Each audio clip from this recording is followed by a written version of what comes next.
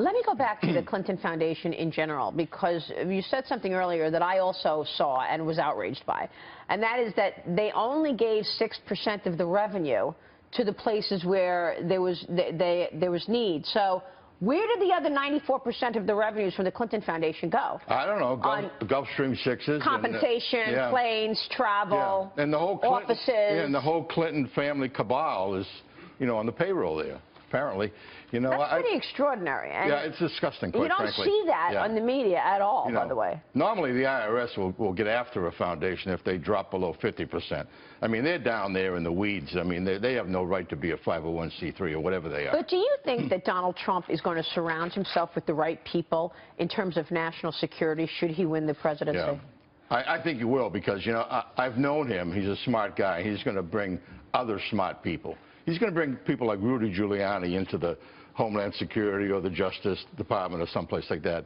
He'll bring some, great people into the Treasury and all these things. Yes, absolutely.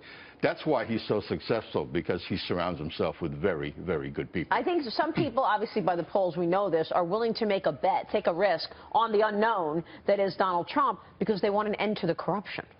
Well, let me say this. Donald Trump's a patriot, and he's more concerned with what's good for the United States of America, our culture, our people.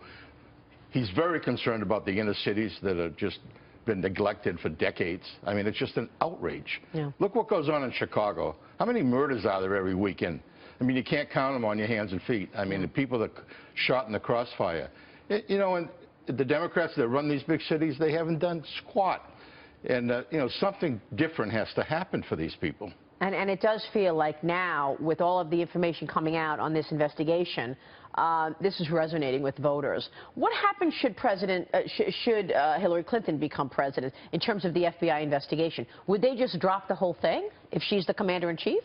Well, it depends on what the director does. I mean, the director would need to stand up. He has a term. I'm not saying he can't be fired. I think he can be fired for cause. But he needs to stand up and demand that they conduct proper investigations, that the Department of Justice, U.S. attorneys cooperate with that. No one's looking to bring some bunch of BS into an investigation. They're looking for the facts. Yeah. The people of the United States deserve the rule of law. They deserve due process. We have a young Navy guy sitting in a federal prison now for taking 3 or 4 pictures on a submarine. You're right. And then months later, you saw that same submarine on National Geographic or Discovery. Yeah. The whole inside of the whole plane. And he is in federal prison. Incredible. Yeah, That's for like 1/100th of what she did. And when you think about Petraeus and Cartwright, it's incredible. Yeah, it's Jim incredible. Kallstrom, good to see you. Thank you so much. Nice to be here. James Kallstrom there.